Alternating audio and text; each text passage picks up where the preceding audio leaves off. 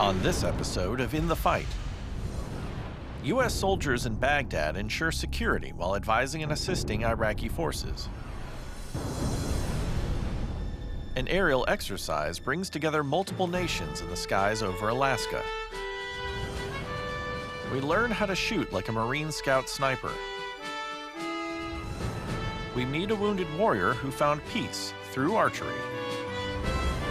And airmen help create a memory of a lifetime for a special little boy.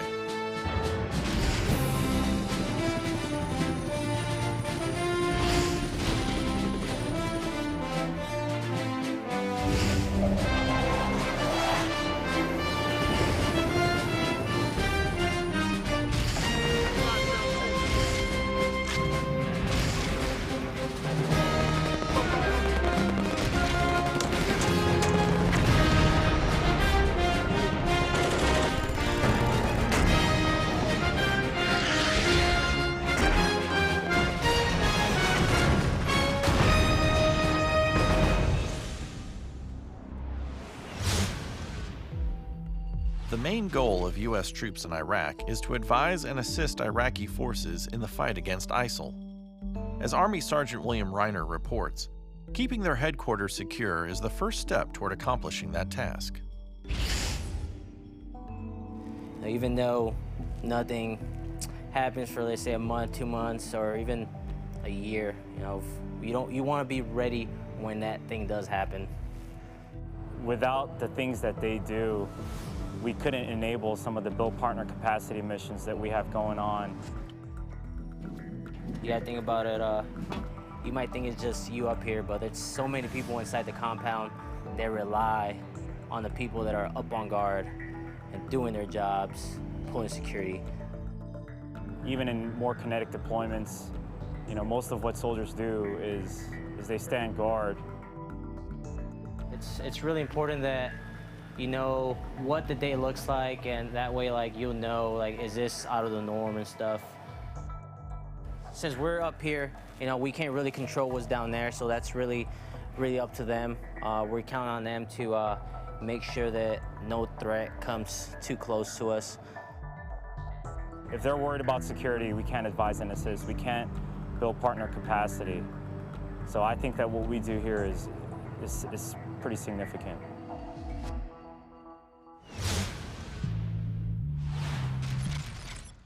As part of the largest medical exercise of its kind, Army and British Reserve soldiers recently worked together during Global Medic 2015 to ensure they are fully prepared for deployment.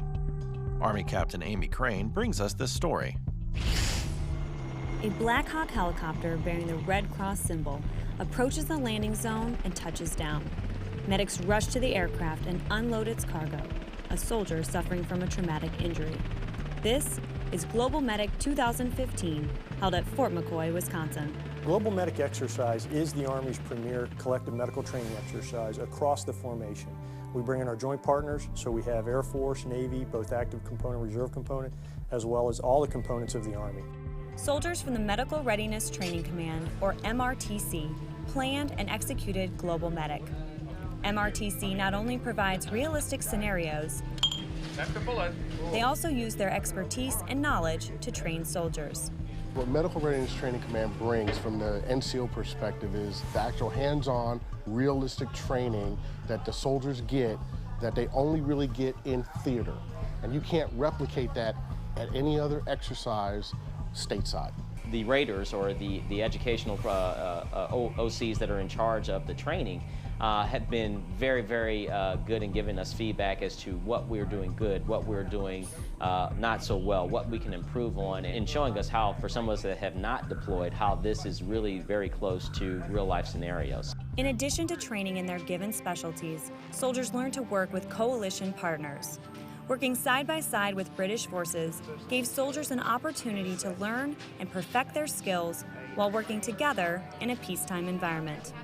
So the British here, as part of the Global Medic, is really under the rubric of the Combined Joint Atlantic Serpent exercise, which is a bilateral between the U.S. and British forces. So in this case, the U.S. forces have the bulk of the hospital there that we are set up and man it, and then we have a plug-in from the British as part of the Combined Joint Atlantic Serpent to augment those U.S. forces, help bring in other specialties and some other critical shortages to fill gaps in.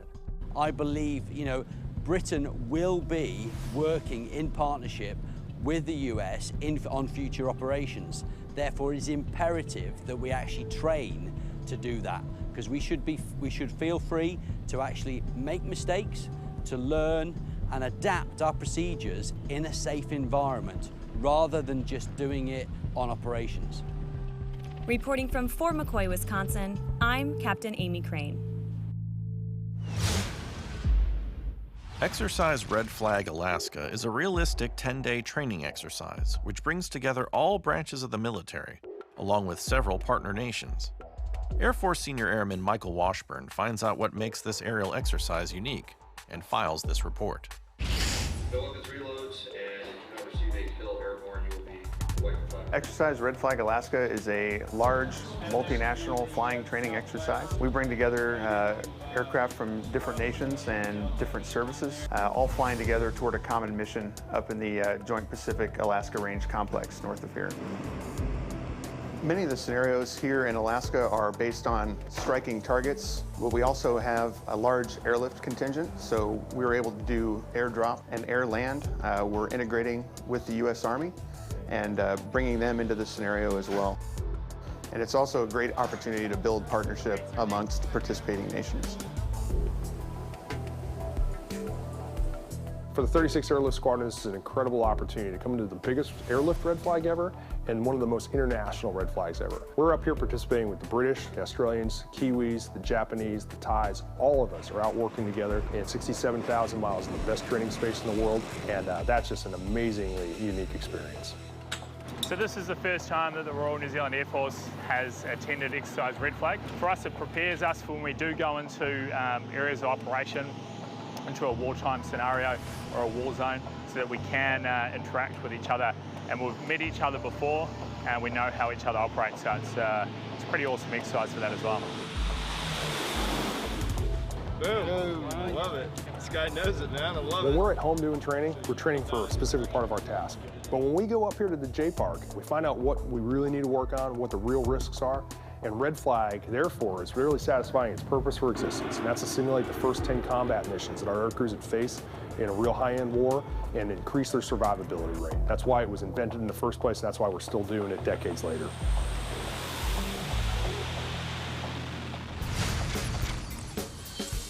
Hi, I'm Captain Trey Kennedy here at Camp Resolute Support in Afghanistan. I'd like to say hello to my family in Richmond, Kentucky, and also down in Clemson, South Carolina, and Greenville, South Carolina. I'm Major Amanda Scouten from Scott Air Force Base, Illinois. I'd like to shout out to my husband, Van, and my brother-in-law, Tom, from Hanover, PA. Love you. Coming up, we learn how to shoot like a Marine Scout sniper. And an airman finds peace through archery. Check out DividsHub.net for the latest accurate and reliable information as In the Fight continues. Adding rifling to a gun barrel increases which of the following? The answer when we return.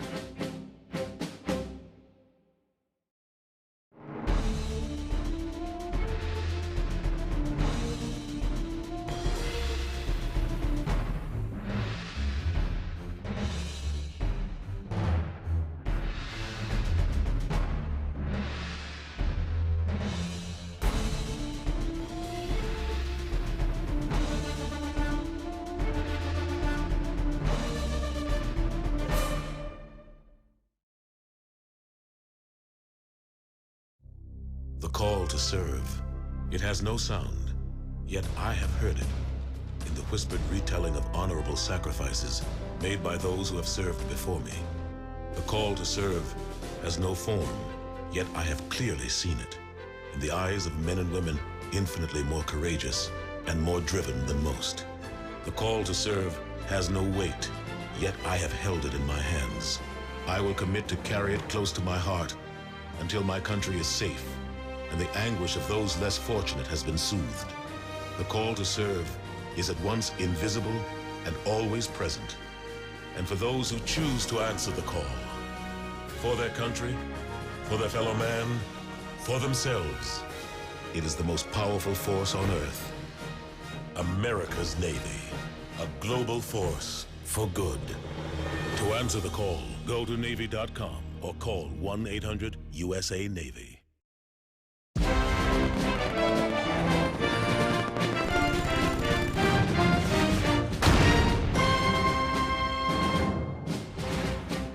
Adding rifling to a gun barrel increases which of the following? The answer is D, all of the above. Learning to be a sniper takes a great deal of training, patience, and control, which can take months to perfect.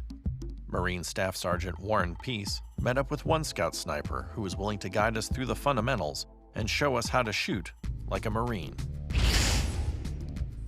This is the M40A5 long-range precision sniper rifle. Our bolt-action, manual operated, shoulder fired, air-cooled, magazine-fed weapon system with an optical sight. It's suppressed. On top of it, we have the M8541. It is the SSDS, the Scout Sniper Day Scope. What you do before shooting is establish a good shooting position. We do this by placing our rifle face downrange at the target we're going to engage. Get directly behind your gun and move down to a push-up position. You kind of lay down, you open up your legs as wide as you can. This will help absorb the recoil of the shot. At this point, you'll bring the buttstock into the shoulder of your pocket, utilizing the chicken wing method just like with any rifle. Then I'll get a high, firm grip on my pistol grip with a relaxed thumb. The ammunition we fire, the Dodik is Alpha Alpha 11. It's a 175 grain match grade round, 7.62 by 5.1 millimeters.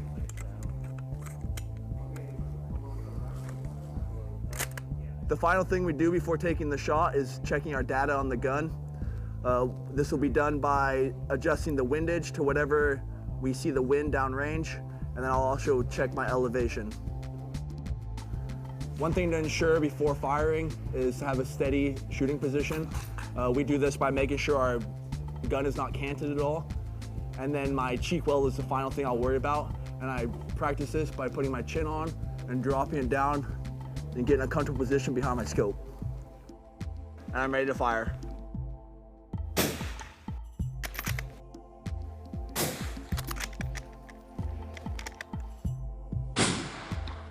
And that is how you shoot like a Marine.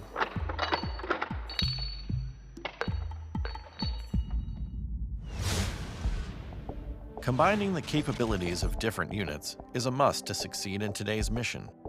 Army Sergeant Elliot Valdez finds out how units in Korea are bringing together their unique experiences and training to form a combined arms team.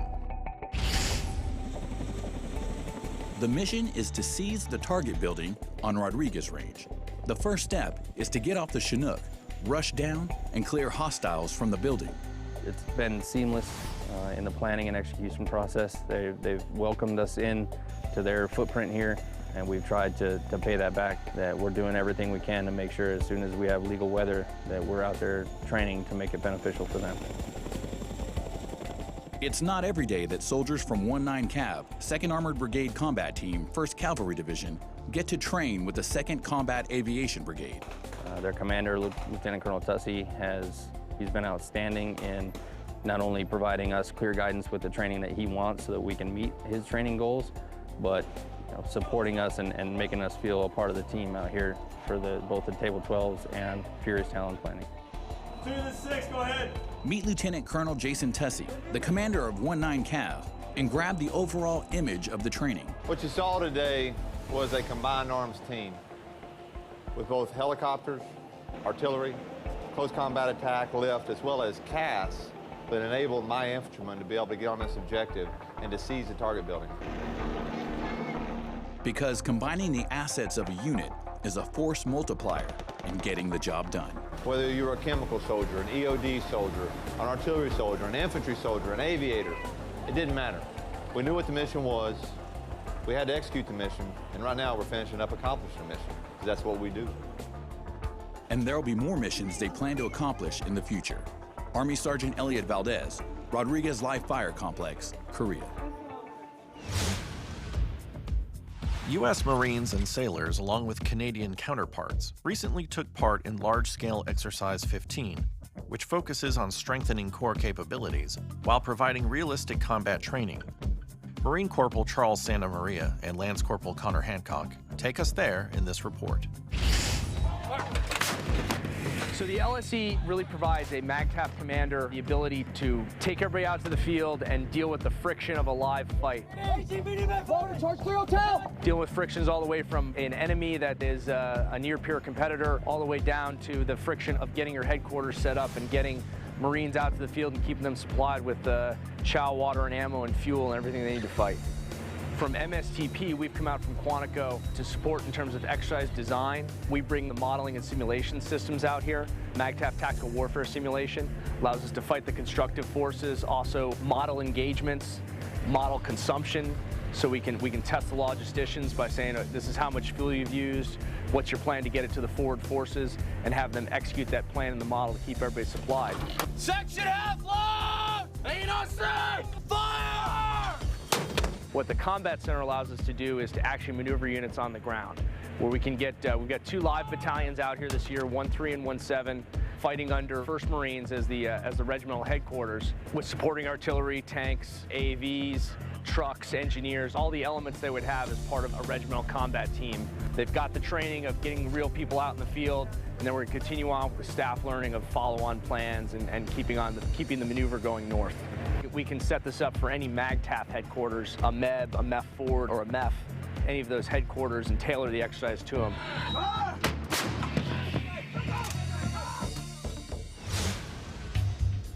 Frequent relocation can be a challenging aspect of growing up in a military family.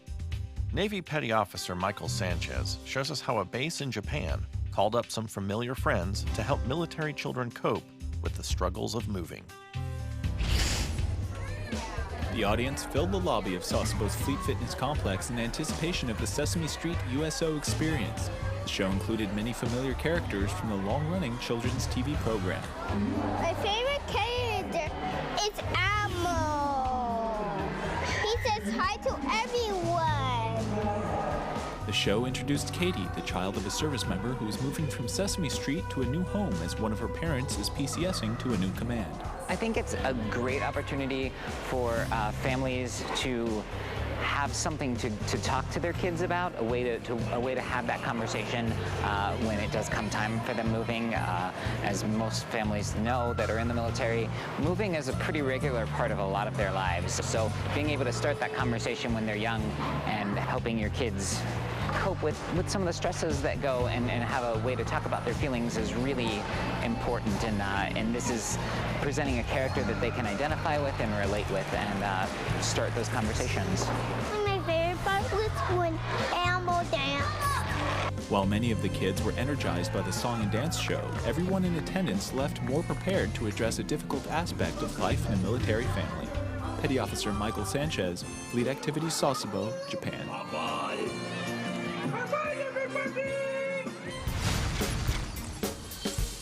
This is Colonel Kevin Kawasaki from Kabul, Afghanistan. Just want to have a shout out to my lovely wife, Suzanne, and my 2 wonderful kids, Luke and Mia. I miss you all, I love you, and I'll see you soon. Commander Mike Brown, United States Navy in Kabul, Afghanistan. I want to give a shout out to my family and friends in Arlington, Virginia, my extended family in Alabama, and all of my fellow Navy reservists deployed around the world. Coming up, airmen spend a day making a memory of a lifetime for a little boy. And we'll showcase some of the best photos from our service members, as In the Fight, presented by Divids, continues.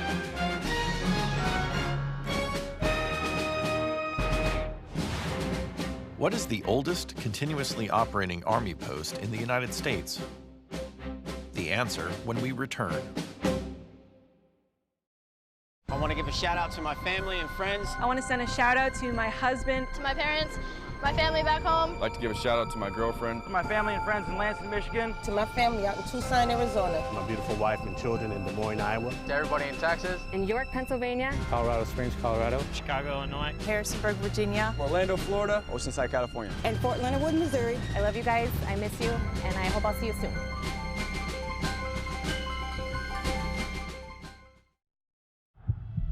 When you put on the uniform, you are held to a higher standard. A lot of times, you're not going to know what's going to be thrown at you, so you need to be ready for anything. Stress can affect every Marine and Marine family. It's very hard for me to have a career when we're always moving around. We have the same bills that everybody else does. And you never want to let your staff NCOs down. The De-Stress Line provides anonymous counseling for Marines and Marine families when it's needed most. It takes courage to ask for help. Call today and let us help you win your personal battles. Training is about more than muscle. It's about inner strength. So I push myself. That's why I serve in the United States Coast Guard. I train with the best, a team that shares my drive and commitment. We collect intelligence, guard our shores against drug smugglers, and keep our waterways safe, because our nation expects more. If you expect more, maybe you were born ready. Find out at GoCoastGuard.com.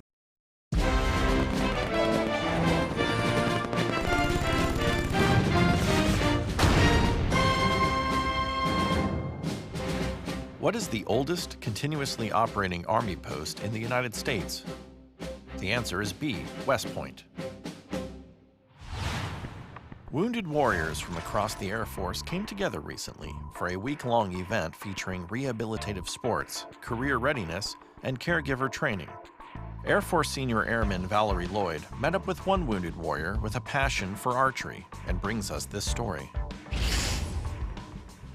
Archery is one of my most rekindled passions of my life. I went to pilot training at Laughlin Air Force Base, and I had the blast. Yeah. Unfortunately, after a couple of months, I got very sick, and I was diagnosed with type 1 diabetes. My care manager informed me and my family we should look into the Air Force Wounded Warrior program. And I said, why not? Follow the arrow. And when we got the program, they introduced me to mouth tab shooting. It just rekindled so much just real spiritual, positive experience for myself. Bullseye, baby.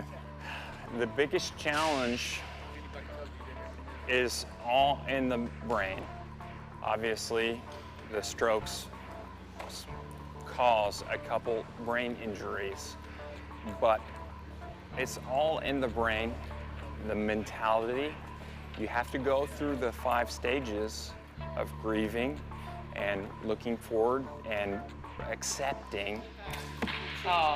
But you can see the other warriors that are going at different stages in the process. I want to help them through that. Because I couldn't do it without other people that were willing to help me. We're looking forward to do it further. Maybe one day I can compete with the guys and gals. If not, I'm gonna have a bow. Doesn't matter if I'm using a mouth tab. I can sit in the woods by myself, and it should be fantastic. Airmen at McEntire Joint National Guard Base had a special visitor recently. Declan Alexander got hands-on experience around the facility and a chance to be a pilot for the day, all of which culminated into a memory of a lifetime. Air Force Tech Sergeant Casey Watson takes us along on this special visit. The Pilot for a Day program is something that McEntire does with kids who have disabilities or some kind of a terminal disease. And we bring them out and just let them be a pilot for a day, and we just show them around and make them feel like they're really part of the squadron.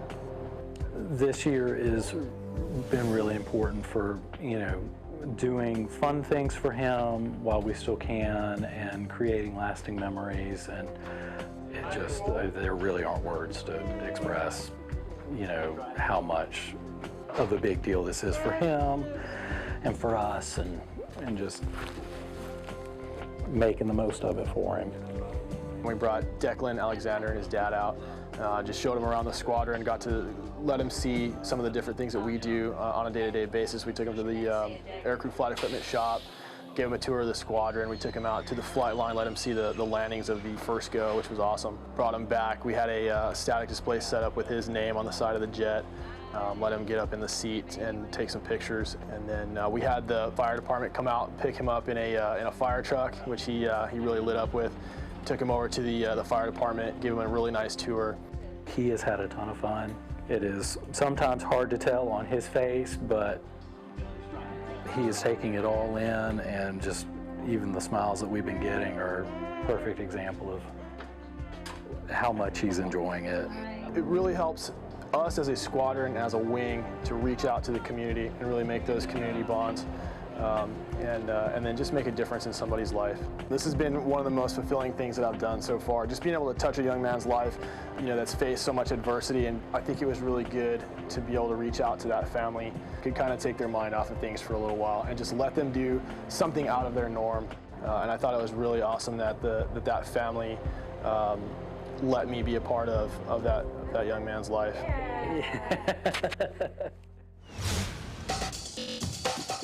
Divots is a 24/7 operation that provides a timely, accurate, and reliable connection between the media and the military serving worldwide.